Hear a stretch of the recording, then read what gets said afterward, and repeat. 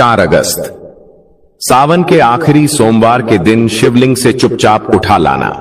यह गुप्त चीज हम आपको बताने जा रहे हैं।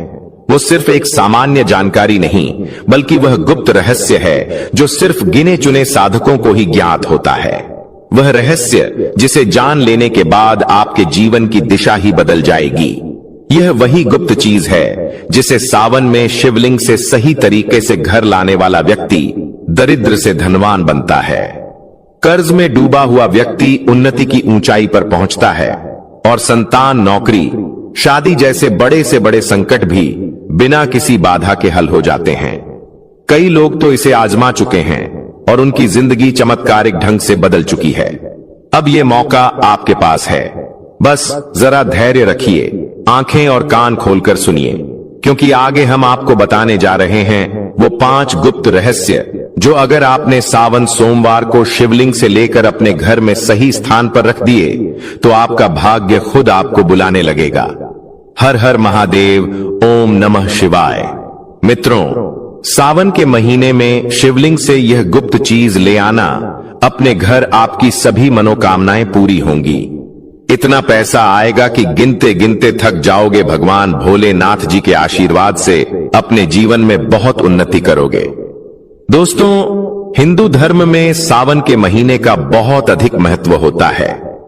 सावन का महीना हिंदू पंचांग का 5वां महीना होता है। यह महीना भगवान शिव को समर्पित होता है। इस महीने में शिव भक्त भगवान शिव की विधि विधान से पूजा अर्चना करते हैं और सावन के महीने के सोमवार का महत्व और भी अधिक होता है। इस माह में शिव की पूजा अर्चना करने से सभी मनोकामनाएं पूरी हो जाती हैं। धार्मिक मान्यताओं के अनुसार सावन के महीने में भगवान शिव और माता पार्वती की विधि विधान से पूजा करने भक्त की मनोकामना पूरी होती है। इसके साथ ही सावन के सोमवार व्रत रखने से भोलेनाथ की विशेष कृपा प्राप्त होती है। दोस्तों, इस बार 11 जुलाई से सावन की शुरुआत हो चुकी है और 9 अगस्त को समाप्त होगा। इस सावन में 4 सोमवारी व्रत होगा। पहला सोमवारी व्रत 14 जुलाई को है, दूसरा 21, तीसरा 28 जुलाई और चौथा सोमवारी व्रत 4 अगस्त को है। कहा जाता है इस सावन के महीने में किसी भी व्यक्ति ने भगवान भोलेनाथ की थोड़ी सी भी पूजा साधना क्रिया कर ली तो उस व्यक्ति के जीवन की सभी मनोकामनाएं पूर्ण हो जाती हैं। उस व्यक्ति के जीवन के हर कष्ट खत्म हो जाते हैं और उस व्यक्ति के जीवन में धन आना शुरू हो जाता है।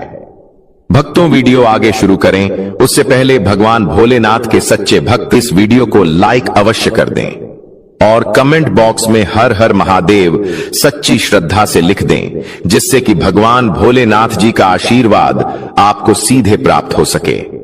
दोस्तों, आज की इस वीडियो में हम आपको बताएंगे कि सावन के दिनों में आपको भगवान भोलेनाथ के मंदिर जाकर के क्या क्या भगवान भोलेनाथ को अर्पित करना और वहां से वापस क्या लेकर के आना है, ताकि आपके घर की गरीबी, दरिद्रता, परेशानी, कष्ट, दिक्कतें हमेशा के लिए खत्म हो जाए। दूसरी तरफ आपके घर पर सुख, समृद्धि, यश, वैभव, ऐश्वर्य की आपको प्राप्ति हो। ध्यान रखिएगा दोस्तों, सावन का माह का इंतजार हर व्यक्ति इसीलिए करता है ताकि उसको भगवान भोलेनाथ का आशीर्वाद मिल सके। कहा गया है कि देवों के देव भगवान भोलेनाथ अगर किसी भी व्यक्ति को आशीर्वाद दे दें तो उस व्यक्ति का साक्षात काल भी आकर कुछ नहीं बिगाड़ पाता है। इसीलिए आज की इस वीडियो में हम आपको बताएंगे कि कैसे आप सावन के दिन, जो बहुत ही पावन दिन है, इस दिन भगवान भोलेनाथ को प्रसन्न कर सकते हैं। कैसे आपको भगवान भोलेनाथ का आशीर्वाद प्राप्त हो सकता है और कैसे सावन के दिनों में शिवलिंग की आपको पूजा करनी है, वह भी खास उपाय करते हुए कैसे आपको शिवलिंग पर क्या क्या चढ़ाना है और क्या क्या वहां से लेकर अपने घर पर वापस लेकर आना है, ताकि आपके घर पर अन्न और धन का भंडार कभी भी कम ना हो। देखिए दोस्तों, आपके जीवन में कितनी ही बड़ी परेशानी हो, कितनी ही बड़ी दिक्कत क्यों ना हो, मान लीजिए आपके जीवन में धन की समस्या है, मान लीजिए आप नौकरी की प्राप्ति के लिए बहुत ही ज्यादा परेशान हो चुके हैं, आपके शत्रुओं ने आपको घेर लिया है, संतान की प्राप्ति आपको हो नहीं पा रही है, तो एक बात का ध्यान रखिएगा दोस्तों, सावन का पावन दिन एक ऐसे दिन होते हैं जिस दिन कोई भी व्यक्ति अगर थोड़े से उपाय कर लेता है, भगवान भोलेनाथ की साक्षात पूजा कर लेता है, तो उस व्यक्ति की कितनी ही बड़ी मनोकामना हो, कितनी ही बड़ा कष्ट हो, वह खत्म हो जाता है और उसकी मनोकामना पूर्ण हो जाती है। दोस्तों, मान लीजिए आपके ऊपर कोई दोष लगा हुआ है, जैसे वास्तु दोष, शनि दोष, प्राकृति दोष या कोई भी दोष लगा हुआ है, तो आपको सावन सोमवार के दिन थोड़ी सी पूजा करनी है और आपका दोष खत्म हो जाएगा। आपके जीवन से सभी परेशानियां चली जाएंगी और आपके जीवन में जो धन आना बंद हो गया था, उसका आगमन वापस शुरू हो जाएगा। मान के चलिए आपके जीवन में कभी भी कोई परेशानी नहीं रहेगी। बस दोस्तों, आज की इस वीडियो को लास्ट तक देख लीजिए और मान के चलिए भगवान भोलेनाथ के आशीर्वाद से आपकी सभी मनोकामनाएं भी पूरी होगी और आपके जीवन की सभी परेशानियां भी चली जाएंगी। देखिए, एक बात कही गई है कि जब भी हम भगवान भोलेनाथ की पूजा करते हैं, हमें धैर्य रखना चाहिए, विश्वास रखना चाहिए और श्रद्धा के साथ भगवान भोलेनाथ की पूजा करनी चाहिए, क्योंकि भगवान भोलेनाथ बहुत ही भोले हैं। वह किसी भी व्यक्ति की थोड़ी सी ही पूजा से, साधना से तुरंत ही प्रसन्न हो जाते हैं। इसलिए दोस्तों, सावन सोमवार के दिन कुछ ऐसी चीजें हैं जो आपको अवश्य पता होनी चाहिए, क्योंकि सावन सोमवार के दिन अगर आप भगवान भोलेनाथ के सामने पूजा करने जा रहे हैं, तो मान के चलिए दोस्तों, आपने अगर कोई गलती कर दी तो भगवान भोलेनाथ आपसे क्रोधित हो जाएंगे और आपने सही तरीके से पूजा की होगी तो साक्षात आपको भगवान भोलेनाथ उसी दिन आशीर्वाद दे देंगे और उस दिन के बाद आपके जीवन में कभी कोई परेशानी नहीं आएगी। आपको हमें एक एक चीज बताने जा रहे हैं, इसलिए इस वीडियो को लास्ट तक देखिएगा। सबसे पहले आपको भगवान भोलेनाथ के मंदिर जाना होगा। यह जितने भी उपाय आपको बताए जाएंगे, यह मंदिर के उपाय होंगे। देखिए, होता क्या है कि कई लोग हमसे पूछते हैं कि गुरुजी, हमारे घर पर शिवलिंग है, क्या हम घर पर पूजा नहीं कर सकते हैं? तो इसका उत्तर है नहीं। भक्तों, आपको मंदिर जाना पड़ेगा, क्योंकि मंदिर का जो शिवलिंग होता है और जो घर का शिवलिंग होता है, इसमें बहुत ज्यादा फर्क होता है। जो मंदिर का शिवलिंग होता है दोस्तों, इसकी जो एनर्जी होती है वो आपके घर के शिवलिंग से करोड़ों गुना ज्यादा होती है। इसमें ऐसी सकारात्मक ऊर्जा होती है जिसके सामने अगर आप थोड़ी सी पूजा करते हैं तो तुरंत ही उसका फल आपको मिलता है और आपके जीवन की हर परेशानी चली जाती है। तो आपको जितने भी आज उपाय बताए जा रहे हैं, आपके जीवन की परेशानी को खत्म करने के लिए, आपकी मनोकामना पूर्ति के लिए, उस उपाय के लिए तो आपको मंदिर जाना पड़ेगा। और सावन सोमवार का पर्व पड़ रहा है, वह आज दिन सोमवार को पड़ रहा है, तो यह दिन ऐसा है, इस दिन अगर आप मंदिर जाकर के भगवान भोलेनाथ की पूजा आराधना कर रहे हैं, तो मान के चलिए दोस्तों, आपके जीवन में कभी कष्ट आ ही नहीं सकता। पूरे साल आपके घर पर अन्न धन का भंडार बना रहेगा। तो आपको क्या क्या ले जाना है, वह कहीं पर लिख लीजिए, क्योंकि दोस्तों, अगर आपने एक भी गलती कर दी तो आपकी पूजा संपन्न मानी नहीं जाएगी। दोस्तों, सबसे पहली चीज जो भगवान भोलेनाथ के लिए आपको जल ले जाना है सावन सोमवार के दिन। कई लोग हमसे यह कहते हैं कि गुरुजी, जल जो है वह तो शिवालय में भी मिल जाता है, शिव मंदिर में मिल जाता है। तो नहीं दोस्तों, वहां का जल आप तभी चढ़ाई यह जब कोई दिक्कत हो, वरना घर से ही जल ले जाना चाहिए। आखिर घर से जल क्यों ले जाया जाता है, इसकी भी बात सुन लीजिए।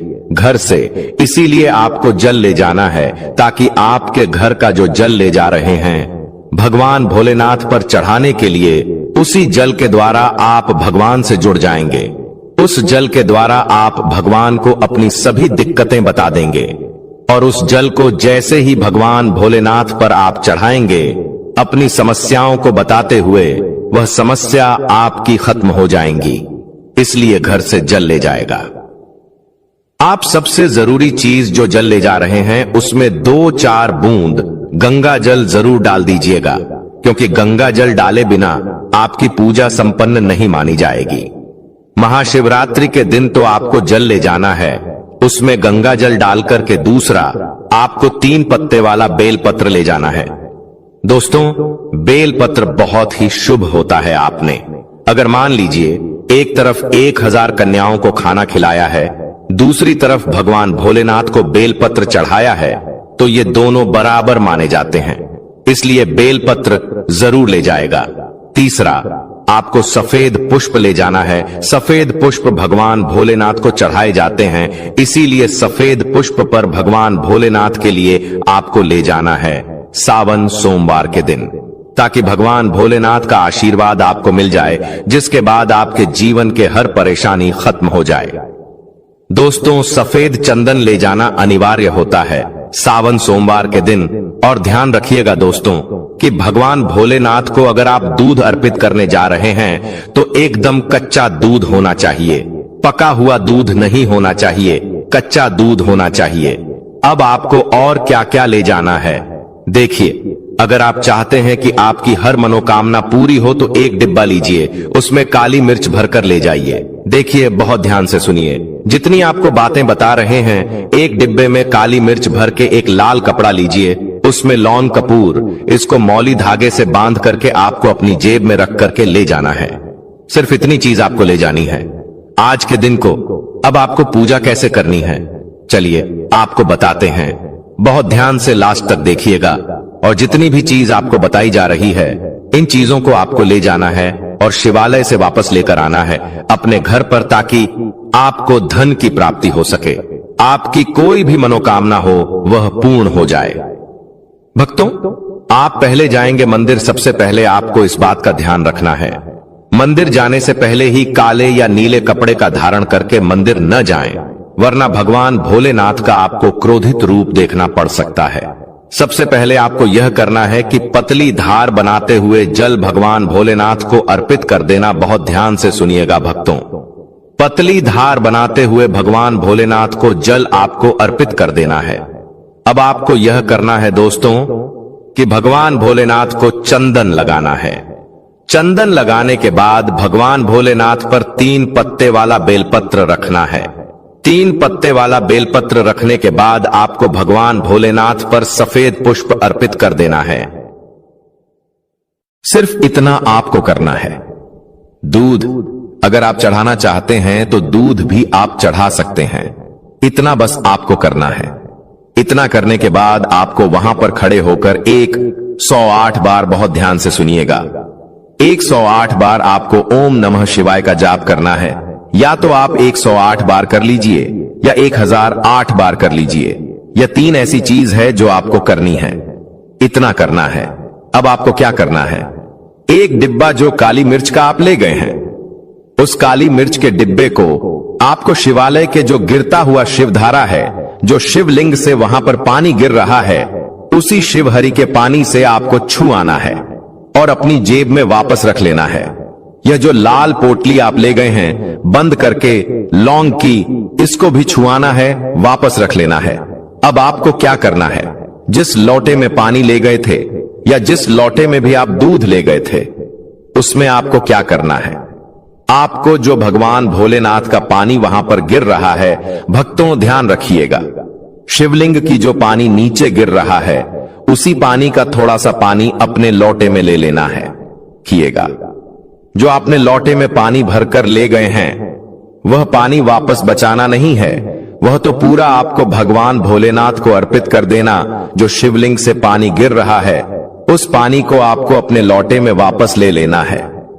भक्तों मान लीजिए, आप यह सोच रहे होंगे कि कई लोग वहां पर पानी चढ़ा रहे हैं, तो इस बात की आप चिंता न करें, क्योंकि भगवान भोलेनाथ के शिवलिंग पर जब भी पानी चढ़ाया जाता है, वह अमृत बन जाता है।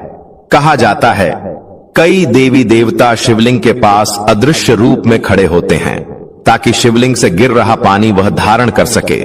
इतना पवित्र होता है शिवलिंग से गिरता हुआ पानी। तो शिवलिंग से गिरता हुआ पानी को आपको अपने लोटे में ले लेना, सिर्फ थोड़ी सी बूंदे ले लेनी है। अब आपको क्या करना है, आपको घर वापस आना है जो आपने लोटे में पानी लिया है। भक्तों, इसको घर पर आते ही घर के लोग जो हैं आपके, उनके ऊपर थोड़ा थोड़ा पानी छिड़क देना है। घर के हर कोने में पानी छिड़क देना है, घर के मुख्य द्वार पर पानी छिड़क दें। ना सिर्फ इतना आपको करना है, इतना आपने कर दिया। अब मान लीजिए पूरे साल आपके घर पर नकारात्मक शक्तियां नहीं आ पाएंगी। आपके घर पर कोई काला जादू, काली विद्या करवाने की कोशिश करेगा तो वो आपके घर पर नहीं कर पाएंगे। इससे आपके घर से नकारात्मक शक्तियां चली जाएंगी और सकारात्मक ऊर्जा आ जाएगी। यह जो अब काली मिर्च का भगवान भोलेनाथ जी के शिवलिंग से छुआ कर लाए है, इसको पूजा घर में रखे। यह जो काली मिर्च का डब्बा है आपके पास, इसे कभी भी आप किसी शुभ कार्य के लिए निकले, जैसे मान लीजिए आप बिजनेस मीटिंग के लिए जा रहे हैं, नौकरी की प्राप्ति के लिए जा रहे हैं, काली मिर्च घर के मुख्य द्वार से पहले रख के उसको कुचलते हुए निकालिए। मान के चलिए आपके काम में जो भी बाधा आने वाली होंगी, वह बाधाएं भगवान भोलेनाथ के आशीर्वाद से अपने आप है हट जाएंगी और आप जिस कार्य के लिए भी जाएंगे उस कार्य में आपको सफलता मिलेगी। दोस्तों, भगवान भोलेनाथ का यहां पर आपको साक्षात आशीर्वाद मिलेगा सावन सोमवार के दिन, और आपके जीवन से हर परेशानी चली जाएगी। सावन सोमवार की रात आप अपनी सभी प्रकार के बुरी अनिष्ट शक्तियों से छुटकारा पा सकते हैं। जो लोग भोलेनाथ माता पार्वती की पूजा करना चाहते हैं, वो इस दिन अपने घर पर पारद का शिवलिंग रख लीजिए। अभिमंत्रित होना चाहिए। जो भी शिवलिंग आप रखें, अच्छे से उनको मंत्रों द्वारा भी अभिमंत्रित करके रखें। स्फटिक हो, नर्मदेश्वर शिवलिंग हो, कोई भी रखिए, अच्छे से उनको भोलेनाथ को अपने घर पर ही पूजन कीजिए। एक लोटा जल चढ़ाकर, क्योंकि मंदिरों में बहुत भीड़ भाड़ होती है और सावन सोमवार पर यही भीड़ का नजारा बहुत ही खूबसूरत लगता है। कोने कोने में शिव भक्त है। अगर आप मंदिर में नहीं जा सके या ठीक से जल नहीं चढ़ा पाए तो घर में ही शांति से आप पूजन करें। गन्ने का रस हुआ, पंचामृत हुआ, इससे आप इस दिन भोलेनाथ का अभिषेक कीजिए। दूध, दही, घी, शहद, शक्कर, पंचामृत बना करके अभिषेक कीजिए। दोस्तों, फिर भोलेनाथ का श्रृंगार कीजिए। चंदन चढ़ाई, अक्षत चढ़ाई, जनेऊ अर्पित कीजिए। थोड़ा सा चंदन का इत्र, क्योंकि चंदन का इत्र विशेष रूप से शिव शंभु को बहुत प्रिय है, तो वह आप अर्पित कीजिए। उनके पसंदीदा पुष्प चढ़ाए आंकड़े की माला से उनका श्रृंगार कीजिए। दोस्तों, कनेर के सफेद पुष्प चढ़ाए, कमल हुए, गुलाब हुए, बेल हुए, यह फूल उनको बहुत प्रिय है, यह अर्पित करें और 5 बेल पत्र अवश्य चढ़ाएं। आप इस दिन चाहें तो या जो आपके पास बेलपत्र है उसी पर आप श्री श्री लिख करके या ओम नमः शिवाय या राम राम लिख करके अर्पित कीजिए। जो चिकना भाग होता है उस पर लिखिए और यह सीधा शिवलिंग पर अर्पित हो। इस प्रकार से आपको बेलपत्र चढ़ाने चाहिए। दोस्तों, आप विशेषकर इस बात का ध्यान रखें कि कटे फटे बेलपत्र न हो। जो व्यक्ति अधूरी चीज भगवान को अर्पित करता है तो उसे भी कटे फटे पत्तों की तरह ही कटा फटा फल ही प्राप्त होता है। इसीलिए कभी भी अपूर्ण सामग्री अर्पित ना करें। दोस्तों, कहते हैं कि जब भोलेनाथ ने गले में विष धारण किया था तो आदि शक्ति मां के कहने पर देवताओं ने भगवान शिव के सिर पर भांग, धतूरा, बेलपत्र आदि रखा और निरंतर जल अभिषेक किया था, जिसकी वजह से उनके मस्तिष्क का ताप कम हुआ था और उस समय से ही भोलेनाथ को भांग धतूरा चढ़ाया जाता है।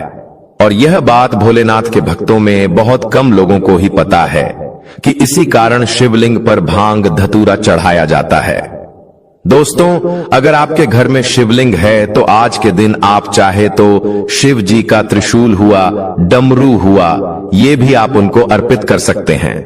शिव के डमरू की दमदम की ध्वनि मंगल गुरु से संबंधित होती है, क्योंकि चंद्रमा उनके मस्तक पर विराजमान होकर अपनी क्रांति से अनंत आकाश में जटाधारी महामृत्युंजय को प्रसन्न करता है और बुध आदि ग्रह है इसमें संभाव से सहायक होते हैं। तो यह आज के दिन डमरू अर्पित करें। भोले बाबा का डमरू आप धारण भी कर सकते हैं। अभिमंत्रित करके आप अपने शरीर पर छोटा सा चांदी का डमरू धारण करें। भक्तों, अगर आपको यह प्राचीन ज्ञान चैनल के माध्यम से प्राचीन जानकारी अच्छी लगी हो तो वीडियो को लाइक कर दीजिए और कमेंट बॉक्स में सबसे दिल से हर हर महादेव लिख दीजिए। धन्यवाद।